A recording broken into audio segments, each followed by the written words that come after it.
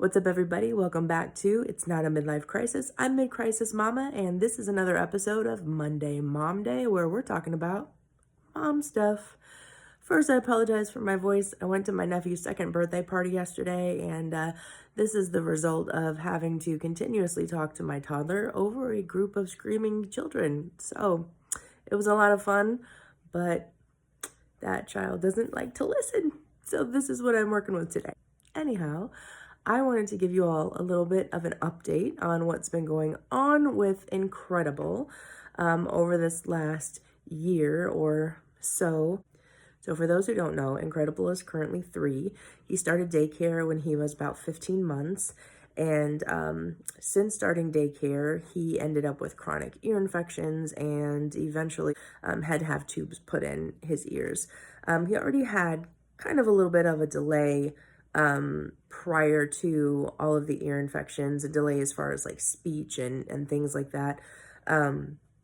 But that really put him behind. When they did the tubes, they said, just imagine, trying to hear underwater, and that's basically what he was working with. So we saw a pretty big improvement since the tubes were put in, but even now he is still behind his peers. So he started also having some struggles in daycare. His behavior in daycare, he would get pretty aggressive, he would lash out. Big reasons seemed to be that he just couldn't communicate. And obviously, being like a year and a half, 2, a lot of that behavior seemed to be age related, but the daycare kept pushing that it was extreme for their classroom. One of the other things that he struggled with shortly after starting daycare was eating. Now, when he first started eating solids, he was great. He was progressing just fine, eating regular table food, having no issues. But a few months after starting daycare, I noticed he stopped eating most of the foods that he would eat before. I talked to his pediatrician about it. Initially, it just seemed, again, something that maybe was just age related. He was going through a little bit of a phase. But he started almost fearing certain foods where he would run away from them. Certain things he would actually cry if you attempted to show it to him. He would go out of his way to avoid things, even if it was something that was on my plate and I was sitting too close to him. He wouldn't want to come anywhere near me. So he's got about maybe 10 foods even now that are like on rotation that he'll be okay with, and then one day he just won't like it anymore, and then give it another couple months, and then all of a sudden he likes it again, and then something else that he was liking he won't like anymore. It's just this weird rotation that he's got. So one of the things that the daycare does every day is they send a note home, how he did during the day, things that they learned, what they ate. The thing is, when they would send what they ate, it's basically a menu of here's what we had today. And then his specific portion would say either 8, all, some, or none. Well, that's not really very helpful. And a lot of the stuff that was on there would say, 8 some, 8 some, 8 some. And these were foods that I know for a fact there's no way he was touching it. Because of the fear that he would show of certain things at home, I just was confident that wasn't happening. So I had addressed it with the daycare, saying I really need specifics on what he's eating because this is not lining up with what's happening at home. Never really got the feedback that I needed. They never changed what was being sent. Behavior continued. We had biting and pushing, hitting, scratching, throwing things, just every single day, I was getting notes, multiple notes of things that he had done throughout the day. Numerous times, per week, he was getting sent home early because of his behavior. And it was just excessive. And also on numerous occasions, he was on the verge of actually being expelled from the daycare, and I had to push back and fight for him because this is the only daycare he's been to. They know his whole history, and to me, kicking out a 2-year-old and sending them someplace else is absolutely not the answer. We need to figure out why he's struggling. Why are these behaviors happening? These are not things that are happening at home. They keep telling me, you need to address it, you need to fix the problem. And I'm like, he's 2 and there are no other children in the household. I can't redirect him. I can't teach him how to work with other children if we're not around other children. My schedule and situation doesn't allow for me to get him in front of other children. One of the things that I brought up was something I noticed at home. If he does start to get a little bit irritable, he's usually hungry. And with his communication being delayed, he wasn't able to tell me that he was hungry. So I would have to just assume, are you hungry? And then find something he'd be willing to eat. And then he would be fine. And so I told them, listen, I don't believe that he's eating what you're telling me that he's eating. I feel like he's hungry. And if he's hungry, then I can understand why he'd be having some anger issues at school. And that's how he's expressing that he has a problem. They didn't listen, of course. They had told me, you need to go to his pediatrician, you need to get him into therapy, you need to do blah, blah, blah, blah, blah. And so I immediately did all those things, and then they still tried to kick him out. Finally, the very, very, very last time, as I'm pleading with this woman on the phone and telling her how I have been explaining to them what I believe the issue is and that they have not done their part. At the last minute, they tell me that, oh, they have this program that might help him. It's a developmental preschool that he can go to a few hours a day, but he has to qualify through the state or whatever. Anyway, I do like the school itself. It was just very frustrating to me that I had to be put through so much and they were so willing to just kick him out, and they did not tell me about this till the last minute. Anyway, so we have somebody come out to the school. We have an evaluation done. They had to get a write-up from the school on the types of things that are happening. When I see the school's write-up, in the write-up, they specifically state he doesn't eat much. He picks at his food, if at all. Y'all, I was furious. They're telling me that he's eating, and then they go and they put in this form that he doesn't eat. My child has been hungry all day, every day that he's in school. And it broke my heart. It infuriated me. And I swear, on the one hand, it made me say, yeah, maybe I do need to find another school. On the other hand, it made me say, you know what? They need to fix this, because I guarantee you that my child is not the only one that is going through this, and I cannot be the only parent that's going through this. So I'm going to fight back. I'm going to push to make sure that changes are made in that daycare, not just for my child, but for anybody else that might be going through this. He's now been evaluated and approved through the state for programs. He has an IEP. He is going to do occupational therapy, speech therapy.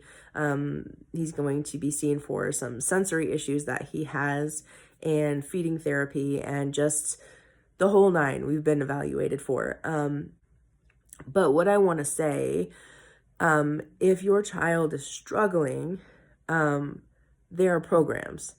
And if your daycare is telling you that they're having issues and they have not told you about the state-funded programs that are available, please ask about them, because it's not helpful to expel a toddler from a daycare for behavior issues and put them onto somebody else and let them be their problem.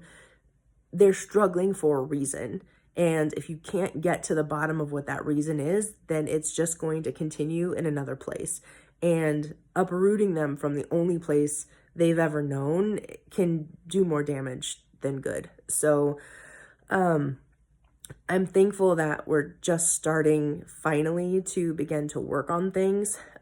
He just started developmental preschool a week ago. His first week went really well. So I don't really have a big progress update as far as improvements in his behavior and communication and all that. And some of his therapies haven't actually started yet. We've just gone through the evaluations, but it feels like it's been so much. especially over the last year. It's been really overwhelming. I mean, to continuously like hear that your child is struggling. And here's the thing, like, I can see it from both sides as far as the behavior at the school and then not wanting him there. Because with his aggressive behavior, obviously there's someone on the other side of that. And the one on the other side of that is a child, multiple children. And of course, the parents pick up their child and they've been bitten or they've been hit or they've been pushed or whatever it is. And so the parents are like, you got to do something about this kid that's hurting my child. I get it. I absolutely get it. And I know that that's a controversial subject. I'm in multiple moms groups on Facebook and I see it all the time.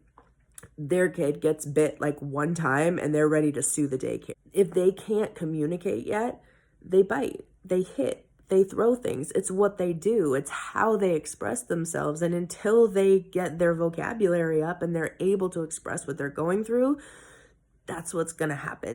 At the same time, I get it that it's excessive. Nobody wants their child to be continuously injured every day when they come. They want their child to be in a safe space, and I get it.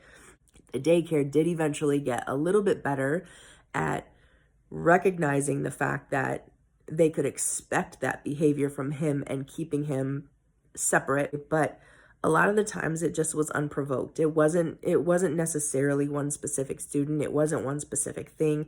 He does have issues with sensory. He doesn't like people in his bubble. He likes to be by himself. He wants to sit in a corner and read. And the other kids are like, they just want to love on him and have fun and play. And he's like, get away from me. How does a 2-year-old tell another 2-year-old to stay out of my bubble?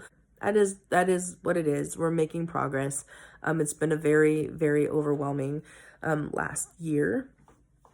And it's been really hard. It's been really hard. And filling out these forms for the therapy was so hard because they ask so many questions about their behavior and what they can and can't do, certain milestones. And, it's like, you know it in the back of your mind, but to have to write all this stuff down numerous times for numerous different people, just to actually write out all of the things that he's been struggling with it absolutely broke my heart because you don't want to see your child struggle, like you want them to thrive. And and he's just such a fun, loving, caring kid, man. But when he goes through these issues and has a complete meltdown and he can't control himself, it's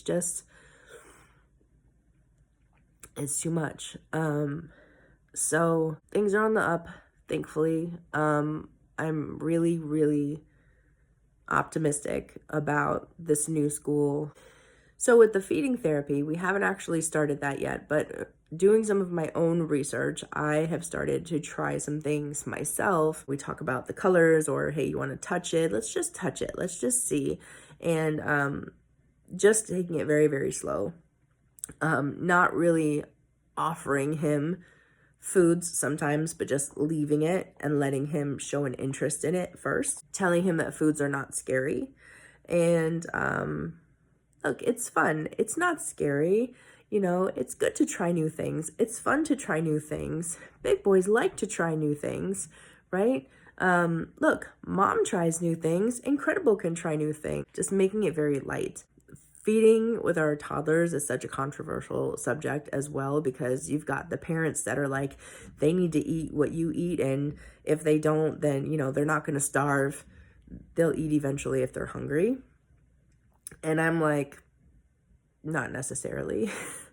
So anyway, it's difficult, but we are making slow progress with him being a little bit more open to at least, like, look at something or come near it without running off screaming. As far as behaviors, something that I introduced to him when he was probably like 9-10 months was taking a deep breath. So I reinforce that a lot at home too. If he's trying to do something and he's frustrated, that, we stop, take a deep breath. And I will find him doing that pretty often on his own, where he'll just take a deep breath. Okay, and we start again. It seems so simple, but it does give him a minute to stop and think about what he's doing. With his speech, his communication, even at 3, he tends to want to just like grunt or point or and I'm like, no, we're not going to do that, because I know at this point that you know how to use your words. And so I'll stop him and I won't let him do that now. And I tell him, you have to use your words. How do we say something? And so he'll stop and I can see the wheels turning, that he's thinking about it and he's putting together his sentence. I can understand pretty much what he's talking about. Most people on the outside can't understand. And so that was something that the therapist was concerned about. But I know that he knows it and he can understand if you're telling him, but he's having a really hard time saying things back. Something that I do struggle with at home is he does get overly aggressive with objects. He likes to throw things. He will break all of his crayons. He will throw things across the room. He thinks that it's funny. He doesn't always seem to understand if something has like hurt someone's feelings or if you physically hurt somebody else. I think he's learning that the proper response to that is to stop and say, I'm sorry. But I just don't think that he really gets what has happened. I don't feel that empathy is there all the way at this point. So I am a little bit concerned about that still. He laughs a lot if someone gets hurt and or just doesn't genuinely seem to be concerned. And so the apologizing, again, is just a learned response at this point. So anyway, it's been a really full, busy, emotional last year, just with the one. So I am feeling you, moms out there of toddlers or kids in general. Yeah, there would have been no possible way that I could have had both of my children at the same time. Not at all. Not at all. So I guess I needed that 19-year break before starting all this over again.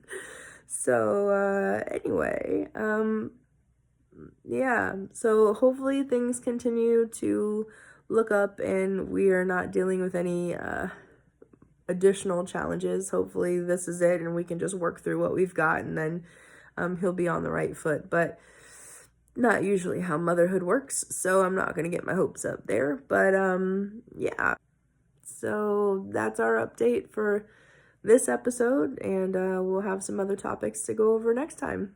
Till then.